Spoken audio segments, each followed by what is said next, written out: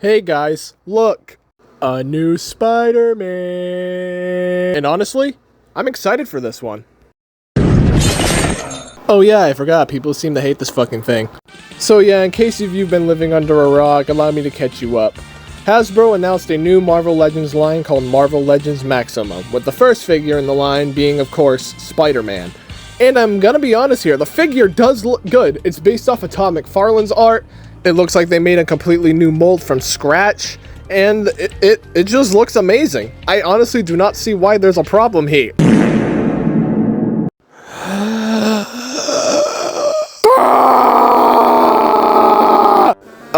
So yeah, that's a thing.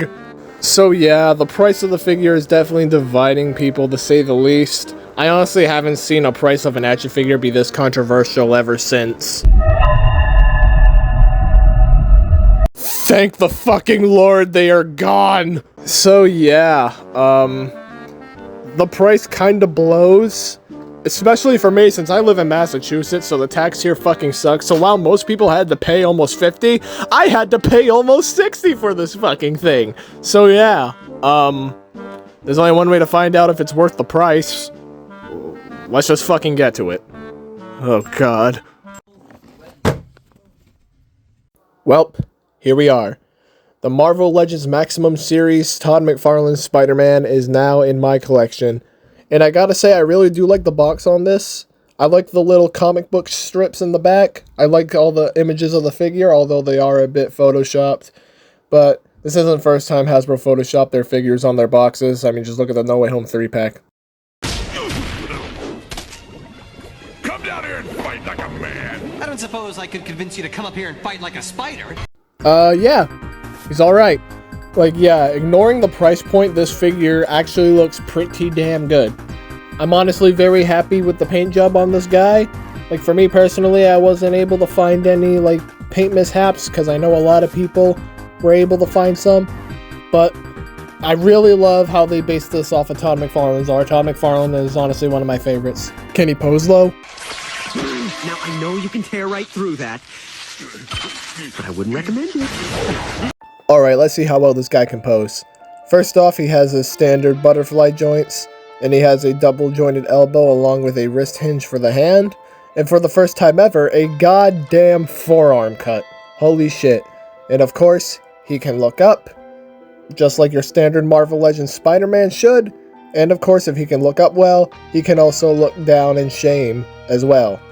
And for once, holy shit, a Hasbro Spider-Man that can crunch forward, and he can crunch back pretty damn good too, which usually I'd have a problem with, but since he can crunch forward well, it doesn't bother me this time.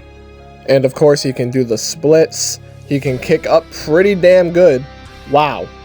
And of course, he's got the double jointed knees, and of course, like every Marvel Legends figure, he has a boot cut along with an ankle pivot, but this time, he has articulated toes. I'll bet each one has somebody close. I feel so distant. I have nobody. Except you, of course. Oh, you're always here for me. You're rock solid.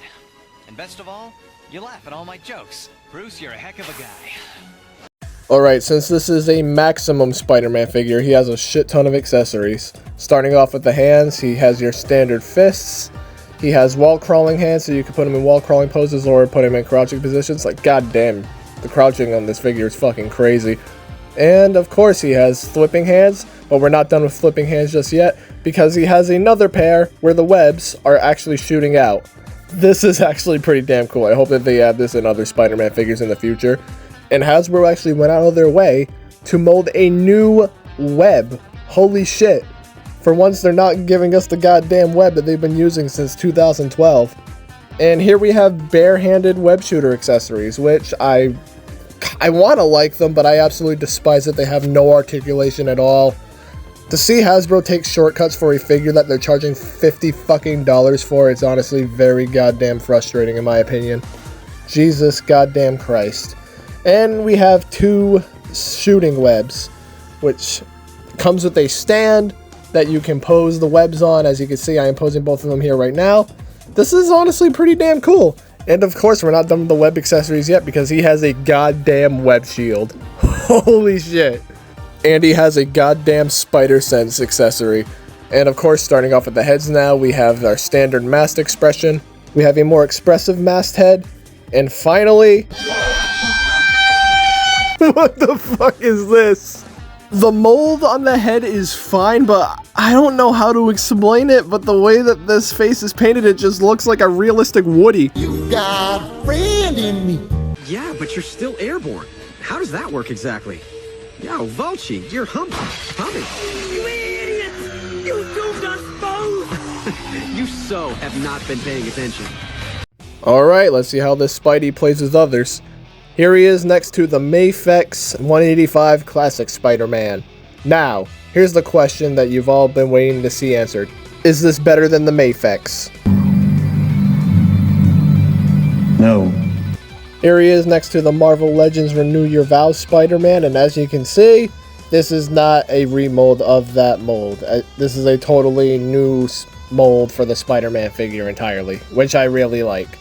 Here he is next to the 1994 animated series Spider-Man, one of my personal favorites. And here he is next to the Amazing Fantasy 15 Spider-Man.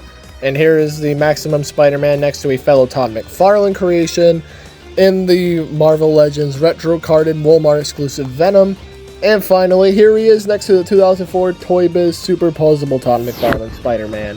Seeing these two together is honestly awesome, dude. I absolutely love how these two look. The previous McFarlane Spidey figure next to the new one.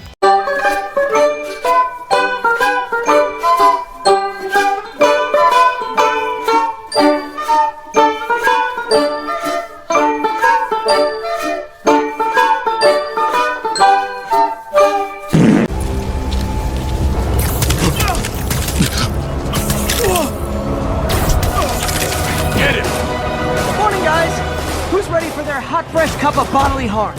So, when the smoke clears and the dust settles, what do I think of this Maximum Spider-Man figure?